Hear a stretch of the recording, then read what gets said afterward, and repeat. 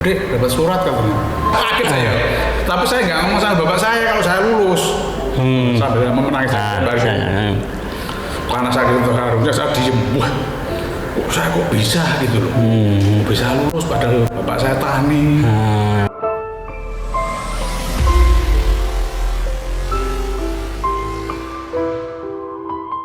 Datang Serma Mulyono. Terima kasih, Pak Arifin.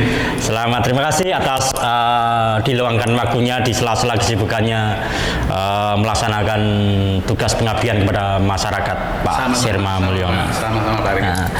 Ini mengingat apa Serma Mulyono pernah melaksanakan misi tugas operasi untuk mempertahankan dan mengawal wilayah Kesatuan Republik Indonesia di wilayah Timur-Timur yang waktu itu memang lagi tengah konflik. Tahun berapa Pak mulai dinas aktif di tentara Pak? Oke, terima kasih Pak Arifin. Saya sampaikan selamat pagi, assalamualaikum warahmatullahi wabarakatuh. Yang pertama, saya bertugas atau masuk anggota TNI itu tahun waktu berangkat pendidikan itu tanggal 5 Agustus. 5 Agustus saya dilantik tanggal 27 Januari 1990. Tahun 90 Pak? 90. Dari tahun 90 sampai sekarang udah 32 tahun saya mengabdi sebagai anggota TNI. Itu Pak Arifin. Itu Pak, dari Bintara, Tamtama atau saya dari Tamtama. Dari Tamtama. Saya pendidikan Tamtama di Gombong. Cita-cita menjadi tentara itu sudah cita-cita dari kecil Pak? Atau karena memang keluarganya Pak Serma Mulyono ini keluarga tentara atau gimana nih Pak? Gini Pak Arifin, sebenarnya keluarga saya itu bukan dari anggota TNI. Cuma saya dulu waktu sekolah di STM, saya dulu STM-nya di Jumoyo, daerah Magelang. Pada waktu itu, waktu istirahat sekolah, saya tuh melihat ada anggota TNI yang sedang latihan. Dalam hati saya tuh, wih ini kok, bapak ini kok gagah sekali, terus keseragaman, kekompakan. Nah, mulai di situ tuh saya dalam hati saya bisa nggak seperti ini saya bilang. Nah, setelah itu saya memang bercita-cita kepingin yang menjadi anggota TNI tadi dalam hati saya bisa nggak bapak saya TNI tani, anaknya bisa nggak bercita-cita jadi anggota TNI. Tapi dalam selang beberapa waktu ada rekan tetangga saya itu anggota TNI terus nanyain kepada saya, dicegat saya waktu pulang sekolah. Dek, udah kelas berapa katanya? Saya bilangin kelas 3 katanya. Oh gimana mau jadi tentara nggak? Wah di situ tuh saya. Oh ditawari Pak begitu. Ditawari. Padahal sebelum ditawarin itu saya udah karena lihat waktu latihan itu saya udah tertarik. Selain kompak, gagah, seragamnya itu juga bagus-bagus. Saya mulai di situ udah mulai kepingin maksudnya ada anggota TNI. Setelah habis itu satu tetangga saya bilang itu mau nggak jadi anggota TNI? Oh mau katanya. Syaratnya harus begini-begini ya. Saya itu dalam waktu berapa hari ya. Saya dari mulai nyari surat-surat syarat-syarat persyaratan administrasinya itu memang susah. Karena ketika punya niat gimana caranya harus saya laksanakan kayak gitu. Tapi memang kita nyari syarat-syarat lain tidak mudah. Apalagi nanti dalam menjadi anggota TNI ya sebenarnya. Tapi alhamdulillah surat-surat mulai dari surat keterangan di wilayah, maksudnya RT RW sampai kelurahan, kecamatan. Nah itu semuanya udah terpenuhi. Alhamdulillah saya bilang, Mas, saya siap menjadi ini udah syaratnya gimana? Nah ini saya sodorin. Ini Mas, gue kurang apa saya? Terus dicek sama beliaunya. Nah udah semuanya clear. Kapan kita terus saya diajak ke Magelang sana. Di Magelang sana juga bukan langsung saya dilepas, tidak. Saya diajarin suruh latihan lari, latihan renang, latihan sit up, push up. Pada waktu itu saya di jalan kalau salah seingat saya itu di daerah Rinda 4 sana. Di daerah Rinda 4 Wonosobo di daerah Magelang sana. Saya aku udah bangunin subuh-subuh itu udah. Bangun latihan. Walaupun mata saya ngantuk karena punya niat pengen jadi anggota. Tapi saya kagetnya lagi gini Pak Arifin. Saya latihan di situ bukan saya sendiri. Tatoannya tuh banyak rekan-rekan sudah dipersiapkan untuk itu Pak. Udah mungkin dari awal dia udah dipersiapkan. Saya juga kaget. Apalagi saya orang dari kampung jadi tidak tahu kalau di kota itu yang mau jadi anggota TNI latihan di situ saya tidak tahu. Setelah saya dikenalin sama rekan-rekan situ, bukan dikenalin, memang kita kenal. Mas mau daftar ya, saling kenalan di situ itu. Oh iya, terus nanya-nanya larinya berapa kali, setiap kita harus sekian putaran lapangan bola. Terus kalau renang harus gaya kata. Tapi waktu dalam dulu saya cuma bukan pakai gaya kata, yang penting bisa renang 50 meter. Oh, persis dasar itu. Tapi memang yang diutamakan memang gaya kata terus, kalau dulu tidak, yang penting bisa renang. Dari situ itu saya mulai belajar. Kalau saya lari udah bukan ditanya lagi, karena dulu waktu saya SD SMP itu juara atletiknya itu ya. Nah, di tingkat kampung mesti saya sudah dapat juara, kan udah lari nggak khawatir kalau larinya, cuma ada restock, sit up, push up, nah mulai di situ belajar. Nah, cita-cita menginginkan jadi tentara waktu disampaikan ke Bapak dan didukung oleh Bapak? Iya, memang aku sebelum saya mau daftar saya nggak ngomong sama bapak saya. Tahu saya udah bikin surat-surat. Loh, untuk apa tanya? Untuk ini Pak. Oh iya, saya dukung. Nah, terus dilalahnya itu mbahnya saya juga nanya saya, kok sibuk rono rene golek apa to le? Mbah saya bilang gitu. Mau daftar tentara Mbah, pripun asal boten, saya bilang itu. Oh iya. Kalau memang mau jadi tentara tak dukung, nah itulah. Tapi setelah saya jadi tentara belum sempat ketemu, aduh saya menangis. Ketemu mbah saya itu belum sempat, jadi ingin membanggakan itu belum sempat. Itu prosesnya sampai kemudian Serma Mulyono dinyatakan lulus atau lolos sehingga diterima untuk menjalani pendidikan. Prosesnya seperti apa? Prosesnya itu satu dulu, awal mulanya itu kita setelah daftar terus dikasih tahu besok tes ini, umpamanya tes kesehatan. Ya, kita tes kesehatan dulu, kalau nggak salah saya tesnya itu di Simpang 5. Semarang. Saya langsung di Semarang. Depannya kalau nggak salah sekarang di Lawang Sewu itu. Lawang Sewu itu. Jadi hari ini tes kesehatan langsung dicek di situ. Mulai dari ujung rambut sampai ujung kaki semuanya dicek. Telinga, mata, hidung, mulut, gigi, wah semuanya lah. Alhamdulillah. Setiap tahapan lolos semuanya. Dalam desa, wah alhamdulillah setelah lolos saya kembali lagi tempat kos saya kan kos di kota di daerah Karyati, saya ngontrak di situ. Setelah dari situ ada tes berikutnya setelah kesehatan, terus tes jasmani. Jasmani itu bentuknya lari, sit up, push up, yang terakhir renang. Itu pun nggak langsung diumumkan karena belum banyak kan banyak. Oh iya. Banyaknya, terus berapa hari baru dikumpulkan lagi disampaikan. Yang lulus berlanjut. Nah, alhamdulillah hari itu juga lolos. Setelah itu ujian pengetahuan umum. Pengetahuan umum 1 hari. Terus habis itu MI, mental ideologi. Setelah mental ideologi, pengetahuan umum udah MMI, terus selanjutnya psikotes, yang terakhir psikotes. Itu yang menentukan tuh. Wah, segitu banyak. Saya juga kaget. Wah, tesnya kok kayak gini. Memang saya belajar nanya-nanya sama temen, besok yang dites apa ya? Oh, nggak tahu saya. Terus dikasih tahu ini loh. Oh, kayak gini nih. Caranya gimana? Oh, kayak gini. Saya belajar sama teman-teman otodidak, saya belajarnya. Oh, gitu ya. Saya dikasih sama temen, oh kayak gini ya belajar. Iya, saya belajar gitu. Setelah alhamdulillah sampai psikotes juga dinyatakan lulus. Waduh, senangnya nggak ketulungan. Terus setelah psikotes terus nungguin. Kalau nggak 1 hari 2 hari, nungguin aja nanti kalau sampai lulus atau anda lulus, nanti ada surat undangan di rumah masing-masing. Jadi setelah selesai tes yang terakhir, Anda jenengan langsung kembali pulang. Selang berapa hari? Kurang lebih sekitar antara 3 hari 4 hari. Terima surat dinyatakan lolos. Dapat surat dari Koramil yang ngantarkan surat itu. Saya juga kaget, Dek, dapat surat katanya. Isinya apa Pak? Tidak tahu, buka sendiri katanya. Saya kaget, tak buka itu isinya itu. Selamat Anda lulus. Tanggal sekian segera masuk ke depo pendidikan Gombong, tanggal sekian harus sudah masuk dan kepala harus sudah gundul. Masih ingat gak itu Pak? Masih ingat saya kaget saya. Tapi saya nggak ngomong sama bapak saya kalau saya lulus. Sambil menangis karena saya gitu terharu, saya diem. Wah, kok saya kok bisa gitu loh. Bisa lulus padahal bapak saya tani. Ya alhamdulillah, karena mungkin doa orang tua. Terus saya itu pas saya mau berangkat ke pendidikan itu, saya memang pamit sama bapak saya, Pak, mohon doa restunya saya lulus. Waduh, Bapak saya juga bangga. Ya itulah warisan apa ya, cita-cita saya udah terkabul itu, terus saya ngikutin Mbah Mamu yang mau disampah apa yang mau dilaksanakan di Gomo nanti saya kan belum tahu. Yang penting saya punya niat itu, alhamdulillah. Kebanggaannya Sherma Mulyono waktu itu sudah minimal mengangkat derajat orang tua, menjadi kebanggaan keluarga banyak.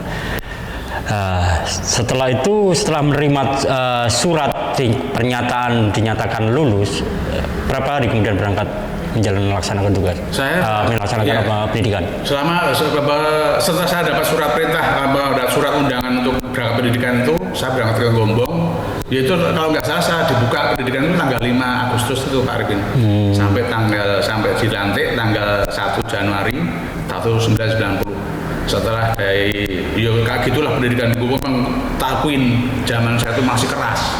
Komandan kompi saya, komandan peleton saya, komandan kelas saya, tapi karena mereka pengen didik cetak yang mental. Walaupun Anda itu dicetak pangannya Prada atau paling rendah sedunia, tapi karena didikan tentara dulu itu kayak kurang kenil lah, salah sedikit membuat salah sedikit, tapi karena itu apa ya, biar memang benar-benar dicetak menjadi pencetak yang paling bagus, karena pada waktu itu masih ada tugas yang paling berat di daerah timur sana masih ada.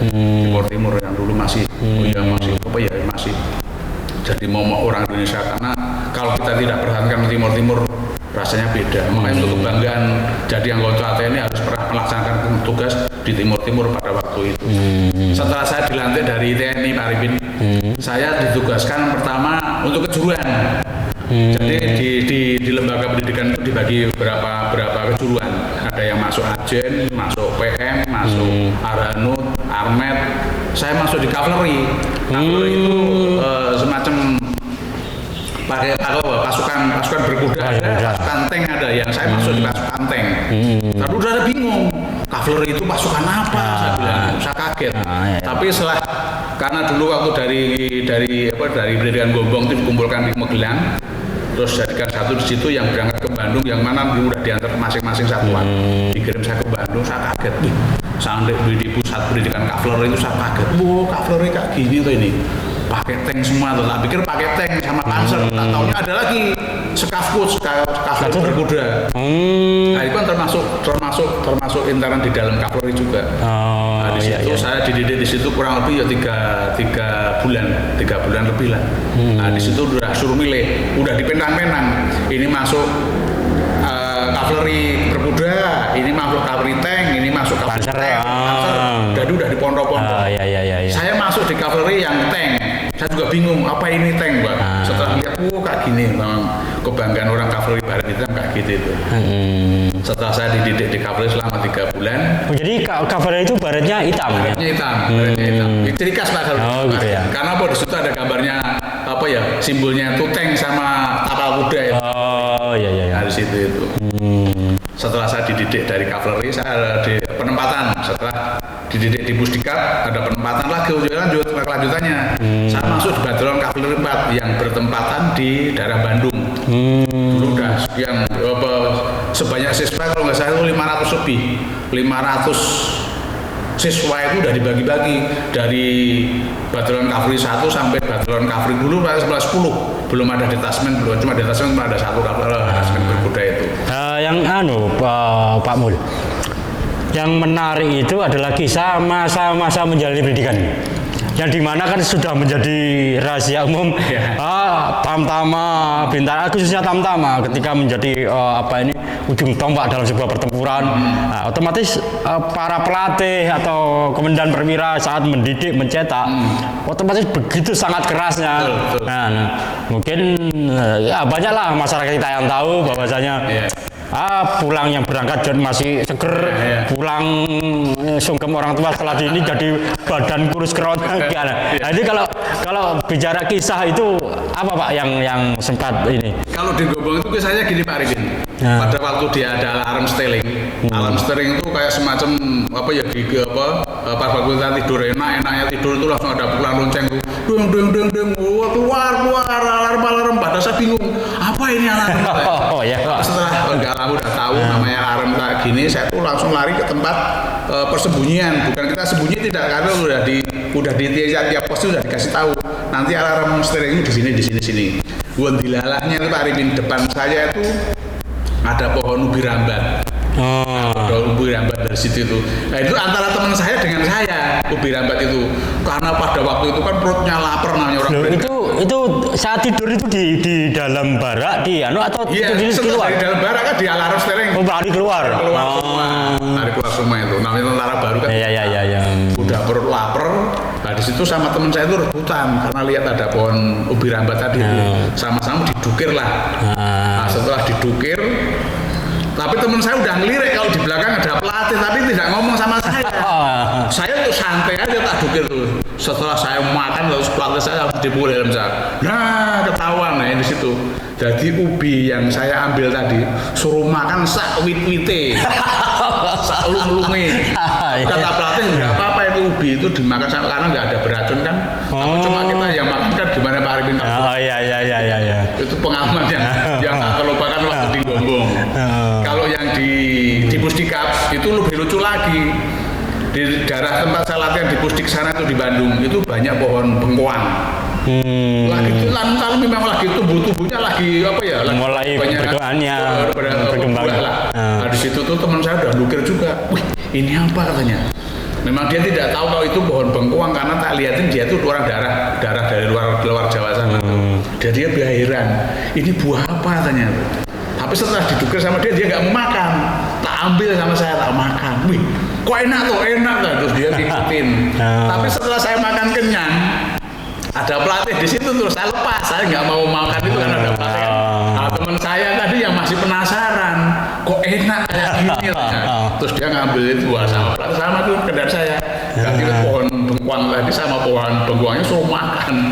Itulah uniknya. Nah sementara saya pernah mendengar kisah itu dari kawan-kawan prajurit itu ketika menjalani masa-masa pendidikan.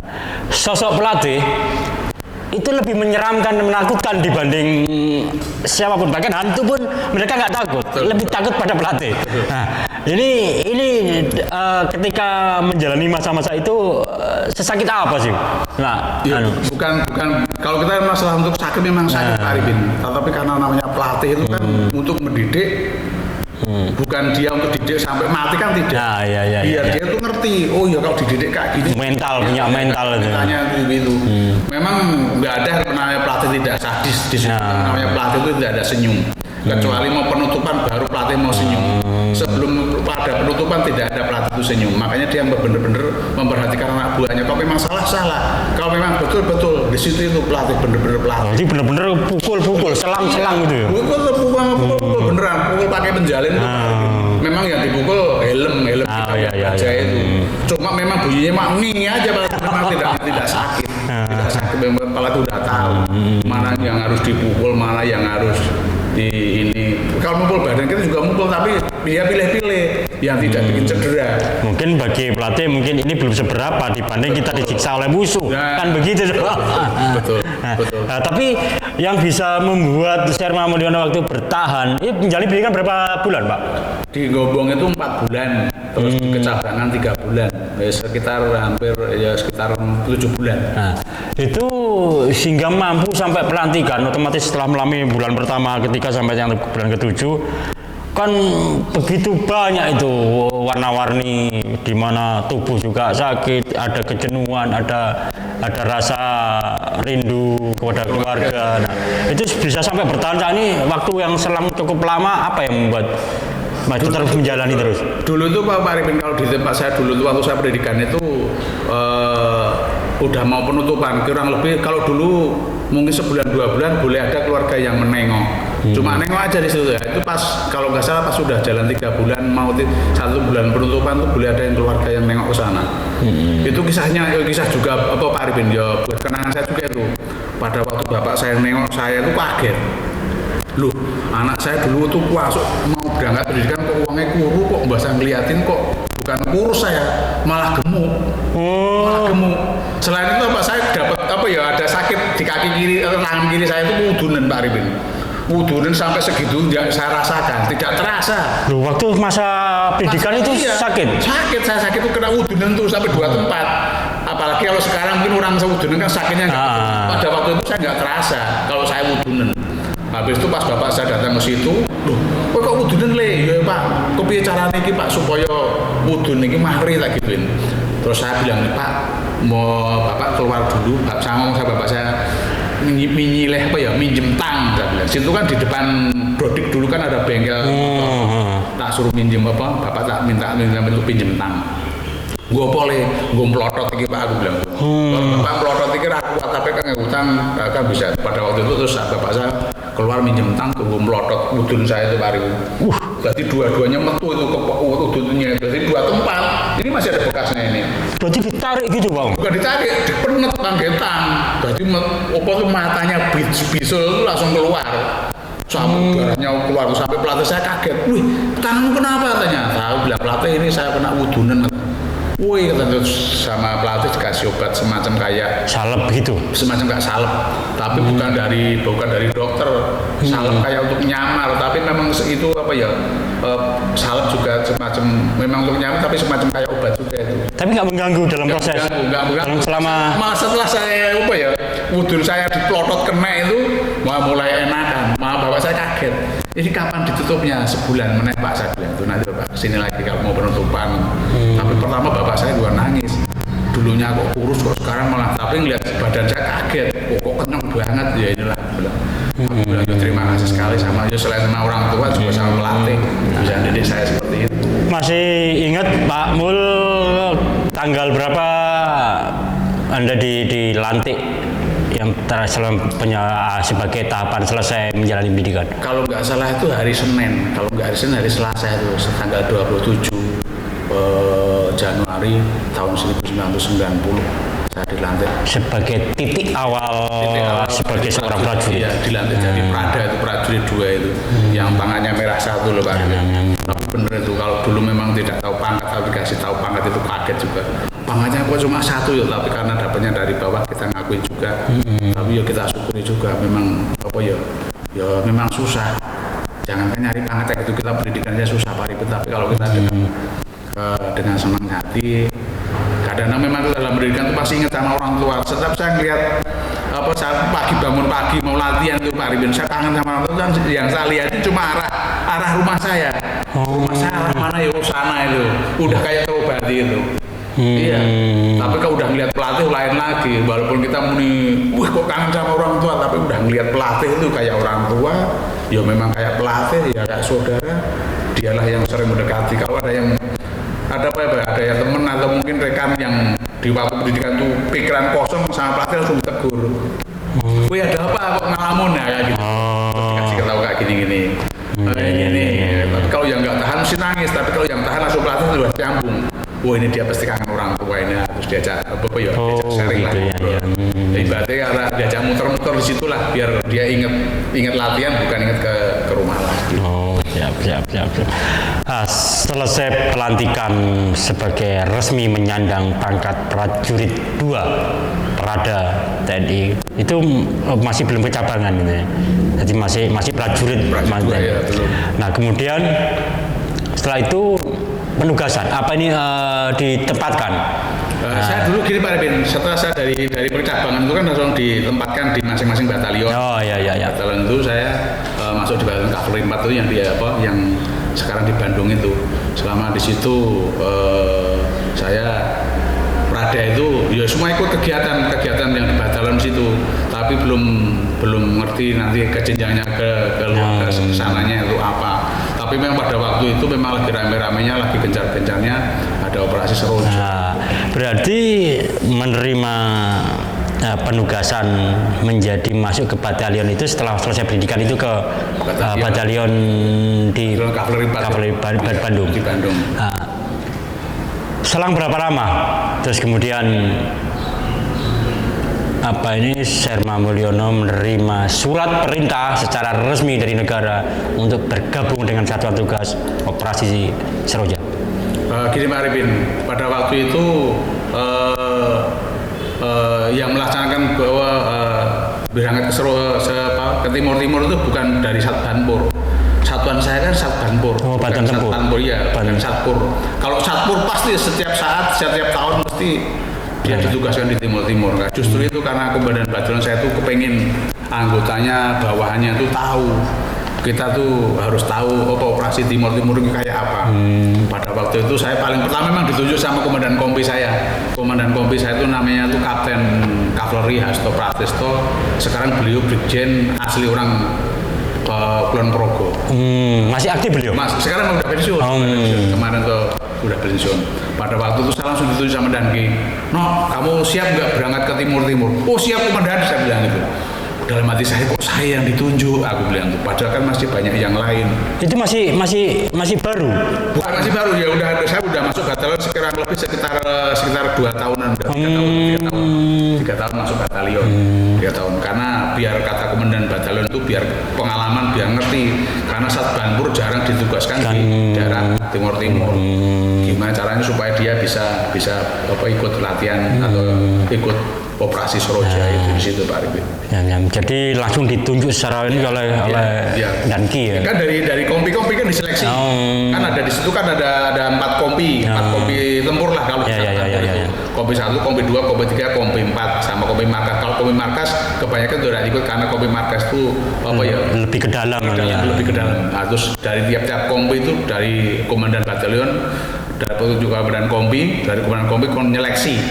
Jadi tiap kompi itu suruh milih orang yang paling bagus untuk diikutkan dalam acara itu operasi Soroja itu. Nah, sementara yang dibutuhkan untuk diberangkatkan di batalionnya Pak Mulyono sendiri, yang dibutuhkan berapa prajurit? Dulu itu saya yang ditunjuk itu 1 kompi Pak Arvin. 1 kompi kalau kurang lebih kalau nggak salah sekitar 120 atau 150 ya, saya lupa.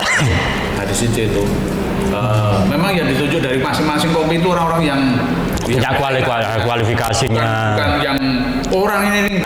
Aku juga heran dalam desa saya bukan orang bagus juga. Tapi karena mungkin di mata pimpinan kan kita beda-beda. Orang yang kayak gini, orang gini. Memang sebelum saya ditunjuk saya ditanya sama Danki saya. No, kamu siap nggak berangkat operasi? Saya bilang, siap komandan, saya bilang, untuk pengalaman saya. Nah di situ itu mulai seleksi.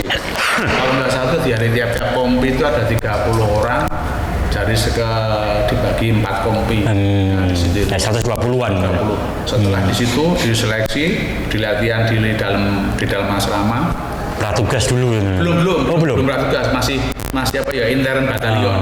Setelah di situ terus ada penyampaian dari Pasi 1 sampai Pasi 3.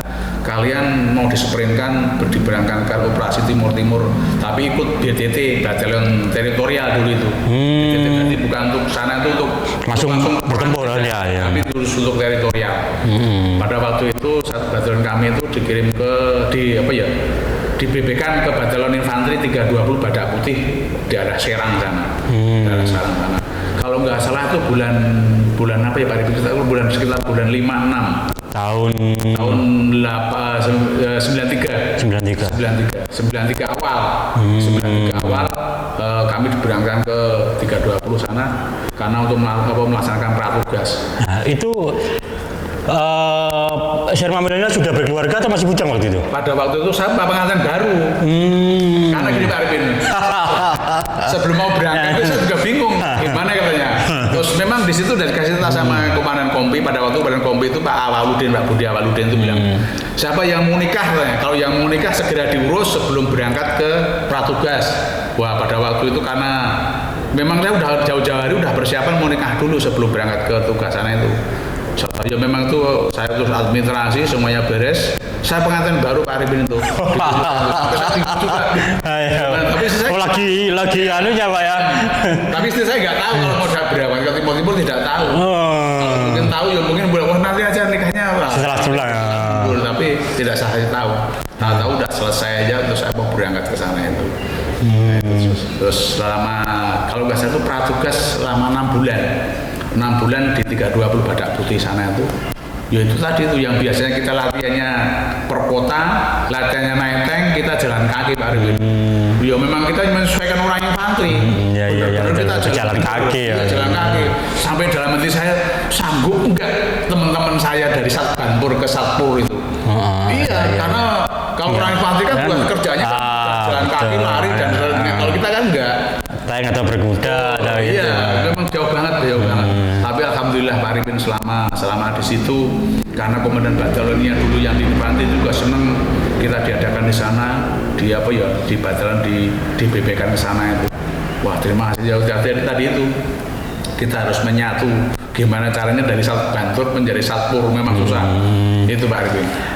Menariknya ini, Pak Mul, ketika menjelang detik-detik menjalani pratugas, sudah tahu bahwasanya akan menerima amanat negara untuk melaksanakan misi tugas operasi, tidak disampaikan kepada keluarga, bahkan ke istri, calon istri. Nah, ketika mau menjelang keberangkatan disampaikan ke istri, apa respon yang diterima istri? Ya istri saya kaget Pak Arifin, loh kenapa nggak ngomong-ngomong ya? Kalau saya ngomong malah nanti gagal menikah ya? Bukan gagal, kan mundur. Ditunda. Udah sekarang aja, karena pada waktu itu memang dikasih kesempatan kalau memang mau nikah dulu enggak apa-apa, karena biar cepat segera diurus surat-suratnya. Tapi pada waktu itu memang langsung yang mau nikah itu semuanya di ACC, untuk mempermudah administrasi. Terus kemudian selang berapa sebelum keberangkatan, berapa ini jeda waktu menikah lebih dulu, terus selang berapa ke melaksanakan pratugas? Saya mau setelah nikah itu 1 bulan langsung berangkat Pak Arifin. Langsung berangkat ke pratugas. Nah itu Pak Mul itu sampaikan dulu atau setelah menjelang keberangkatan baru disampaikan? Setelah selesai nikah saya ngomong, bentar lagi saya mau berangkat ke Timur itu. Saya kaget, lu kenapa nggak ngomong? Loh saya harus ngomong, namanya kayak gini kan didadak. Iya betul. Ini kan didadak, nggak langsung konyol-konyol gini dalam hati saya gitu, karena memang bener-bener istilahnya nggak saya kasih tahu saya mau ada pratugas mau berangkat ke Timur itu Pak Arifin. Ya, surat penugasan itu Pak Mul terima dari negara itu ketika sedang mau keberangkatan atau saat dipilih untuk menjalani seleksi? Itu saya dari tingkat Kodam kan dikasih tahu Pak Arifin, batalon contohnya kayak 320 itulah mau berangkat ke Timur bulan ini, tahun ini kan gitu. Nah, terus dia turun ke bawah kan, dari semuanya semuanya batalon di Kodam dulu, waktu Kodam 3 Siliwangi kan dikasih tahu, ada penugasan ini, karena kemudian saya pengen tahu, pengen ngerti, pengen punya pengalaman anak buahnya. Terus dia ngajukan ke Panglima Kodam, izin Panglima kalau boleh anggota saya ikut pratugas, ikut berangkat ke Timur boleh tidak? Lu sanggup batalonmu ikut? Sanggup katanya. Ya udah, bukan untuk dicoba Pak Arifin. Memang pada waktu itu kita pertama kali ikut gabung infanteri itu. Kavaleri itu yang pertama kali. Saya ditunjuk itu. Jadi belum batalion lain belum ada yang digabung. Saya pertama kali digabung. Coba berhasil enggak? Itu Pak Arifin. Coba nanti orang Sat Bantur dibantukan ke Satpur. Sebagai pijakan awal keberangkatan. Iya. Bisa enggak, mampu enggak? Itu Pak Arifin. Nah, kemudian ketika setelah 1 bulan pernikahan siap untuk diberangkatkan, diberikan waktu berapa jam, berapa hari, berapa minggu untuk pamitan kepada keluarga sebelum, karena ini otomatis kan kontraknya mati nih. Berangkat ke Timur kalau itu waktu itu memang masih sedemikian rupa konfliknya. Nah, terus apa yang disampaikan kepada istri, orang tua, keluarga ketika Serma Mulyana harus berpamitan untuk menerima amanat negara? Sebenarnya itu nggak ada waktu Pak Arifin. Pada waktu itu ya udah dari komandan batalion sampaikan orangnya yang berangkat yang di BB-kan ke 320 orangnya ini nih. Pada waktu itu langsung suruh persiapan. Jadi nggak ada kesempatan ngomong sama keluarga, saya mau berangkat ini, belum ada. Yang penting pada waktu itu langsung dikumpulkan di batalion, bawa peralatan lengkap, besok jam sekian udah siap berangkat ke BB ke 320 Badak Putih di daerah Banten sana itu. Wah, semua peralatan bawa langsung itu. Kalau nggak salah sekitar 3 hari 2 hari lah, jadi nggak punya kesempatan pamitan sama keluarga, nggak ada. Langsung berangkat ke. Padahal waktu itu berapa tahun, Pak? Kalau ya kita kan udah pernah tugas dulu Pak Arifin dari batalion dari Bandung, kita BB ke 320 dan sana latihan pratugas selama 6 bulan. Selama 6 bulan itu memang boleh sebulan sekali kita boleh nengok keluarga di Bandung. Tapi ya cuma nengok aja, setelah itu balik lagi ke sana ngikutin kegiatan di sana itu.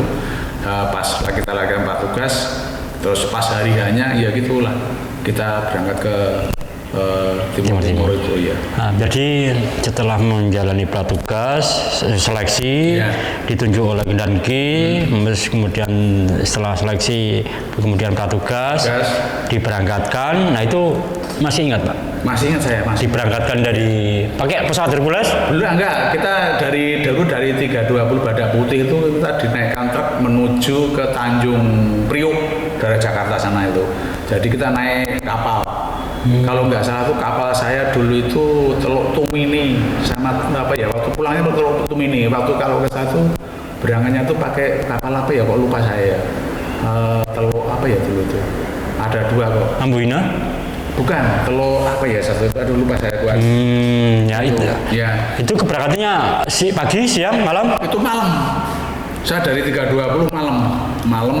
Terus sampai di Tanjung Priok pagi, terus upacara pemberangkatan dari Panglima Kodam disampaikan ya gitu tadi, di sana harus punya dari Panglima Kodam itu dikasih tahu di sana harus begini harus dengan rakyat, karena sampean tugas sana itu bukan memang tugas tempur, selain tugas tempur juga BTT tadi itu teritorial itu. Nah orang pertama kali itu Pak Arifin ada bagian teritorial baru saya itu. Jadi pasukan kavaleri pertama yang dibebekkan ketika infanteri itu bergabung dengan sekitar berapa ratus prajurit dari Badak Putih itu? Kalau dari Badak Putih sekitar 650 ditambah dengan 120 dari ya, memang kita jumlahnya 650 Pak Arifin jadi sekitar 500-an dari Badak Putih dan 100 dari kita itu. Berangkat dari Tanjung Priok malam hari juga Pak? Pagi. Siang Pak Arifin. Jadi kita masuk kapal di situ nggak langsung berangkat, tidak. Jadi nungguin Pak Arifin ya, kalau seremonial untuk keberangkatan dilepas ya. Katanya kalau orang di kapal angkatan laut itu ibaratnya nunggu jam J-nya lah Pak Arifin. Jadi nggak langsung naik kapal berangkat, tidak. Kita naik kapal, setelah naik kapal kan kita nggak bisa ke darat lagi. Nah di situ udah mulai ada briefing, bukan langsung kita berangkat, tidak nungguin kata orang angkatan laut itu nungguin waktu yang tepat. Yang tepat untuknya. Ya, berangkat dari Tanjung Priok dengan tujuan mana itu Pak? Pelabuhan di mana Pak? Pelabuhan saya masuknya di Dili tapi daerah Los Palos. Satu di daerah Los Palos. Itu tahun 1993. Jadi diperkirakan start dari Tanjung Priok, pelabuhan Tanjung Priok itu jam berapa Pak? Masih ingat Pak? Saya berangkat kurang lebih sekitar jam 1, jam 2 habis sholat zuhur ke Pak Arifin.